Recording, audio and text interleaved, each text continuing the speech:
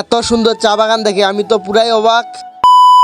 জানুয়ারি, ফেব্রুয়ারি, March, April সব মাসে চলে গেল, কিন্তু মে মাসে যে এত গরম। আর এই গরমের মধ্যে ঘুরতে যাচ্ছি চা বাগানে। একা একা যাওয়ার ইচ্ছা করতে না, তাই চাচাকে সাথে নিলাম। আর কিছুক্ষণের মধ্যে আমরা ভবানীপুর ডাঙ্গাটে চলে আসি। আর যে প্রচন্ড রোদ আর যে প্রচন্ড গরম, এই প্রচন্ড রোদ গরমের মধ্যে বাজারে সেরকম দোকান খোলা নাই। আর আমরা বাজারে না থেমে চলে যাচ্ছি চা বাগান দেখার উদ্দেশ্যে। আর এখন যে রোডের উপর দিয়ে যাচ্ছে এটা হচ্ছে ভবানীপুর টু গড়িয়া রোড। আর বাড়ির আশেপাশে যে এত সুন্দর একটা চা বাগান আছে আমি আগে জানতাম না, তাই তো দেখার জন্য যাইতেছি না সিলেট, যাইতেছি না পঞ্চগড়, বাড়ির কাছেই যাচ্ছি চা বাগান দেখতে। আর আমি দেখার জন্য তো পুরো এক্সাইটেড হয়ে আছি। আর আমাদের দিনাজপুরে যে চা পাতা উৎপাদন হয় এটা আমি আগে জানতাম না। রাস্তায় অনেক গরম করতেছে, তাই তো একটা দোকানে এসে ঠান্ডা নিলাম। আর এই ফাটাচিরা রোদের মধ্যে ঠান্ডা খাচ্ছি যেন শরীরটা একটু ঠান্ডা হয়। আর এই সুযোগে চাচা স্পিডটা ভাগ করে নিচ্ছে, কারণ স্পিডটা আমরা দুই চাচা ভেসে খাবো, এই শরীরটা ঠান্ডা করবো। আর আস্তে আস্তে খাচ্ছি, আর কোন পাশ দিয়ে যাওয়া যায় সেটা পরিকল্পনা করতেছি। স্পিড খাওয়া দাওয়ার পর চাচা এখন বিল দিচ্ছে। আর খাওয়া দাওয়া শেষ করে আমরা এখন আবারও রওনা দিচ্ছি চা বাগান দেখার জন্য। তো আপনারা আমাদের সাথে থাকেন, অবশ্যই কি কি করতেছে আপনাদেরকে দেখানোর চেষ্টা করব।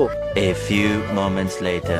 অবশেষে কিন্তু চলে আসলাম সেই চা বাগানে। আর চা বাগান দেখে আমি তো পুরাই খুশি। আর এই চা বাগানটি অবস্থিত দিনাজপুর জেলার বীরগঞ্জ থানার ব্রাহ্মণভিটায় অবস্থিত। আর এই চা বাগানটি সুন্দরভাবে সাজিয়ে নেওয়া হয়েছে। আর এই চা বাগানে কিছুক্ষণ থাকার পর কিছু ফটোশুট, কিছু রিলস বানার পর আমরা এখন যাচ্ছি এইখানকার চাইনিজ ব্যাম্বো বাগান দেখতে। চলেন তাহলে দেখে। আর আমরা ওইখানে তাড়াতাড়ি যাচ্ছি কারণ প্রচন্ড গরম করতেছে, তারপরও লোকাল দিয়ে যাচ্ছি যেন তাড়াতাড়ি যাওয়া যায়। আর দেখছেন চাচা কত সুন্দর করে গাড়ি চালাচ্ছে ভাঙাচোরা রাস্তার মধ্য দিয়ে। দেখতেছেন চাচার সাথে গল্প করতে করতে চলে আসলাম সেই ব্যাম্বো বাগানে, মানে বাঁশ বাগানে। আর বাঁশগুলা কিন্তু সাধারণ বাঁশের চেয়ে অনেকটাই মোটা দেখতে। আর এই মোটা মোটা চাইনিজ বাঁশগুলো দিয়ে কিন্তু বিভিন্ন জায়গায় পাইপের কাজ করা হয়। দেখতেছেন কতবারই মোটা। আর চাচা বললো সবুজ পারলে বাঁশগুলোর উপরে চলে দেখা। আমি তো বললাম চাচা এটা কোনো ব্যাপার না, কিন্তু উঠতে গেলাম কিন্তু পারলাম। আর আমরা এখান থেকে এখন যাবো আমাদের এলাকার সবচেয়ে বড় পুকুরে, যে দেখি পুকুরের কি অবস্থা, পুকুরে কি পানি আছে কিনা। আর সেই পুকুরটা রয়েছে উজুনাহাট বাজারের পাশেই। আর এরকম অতিরিক্ত গরম করতেছে কিন্তু গাছ কাটার কারণে। আর আমাদের এখন উচিত গরমের হাত থেকে বাঁচানোর জন্য বেশি বেশি করে গাছ লাগাবো আর পরিবেশ রক্ষা করব। আর আমরা কিছুক্ষণের মধ্যে পৌঁছে গেলাম সেই উজুনাহাট বাজারে। আর বাজারের ওই পাশে হচ্ছে পুকুরটা, তাই আমরা বাজারের ভিতর দিয়ে যাচ্ছি পুকুরটা দেখার জন্য। বলতে বলতে পুকুরের কাছেও চলে আসলাম, কিন্তু পুকুরের পাশে এসে মাথাটা পুরাই নষ্ট হয়ে গেল। এত বড় পুকুর কিন্তু পুকুরে অল্প একটু পানি।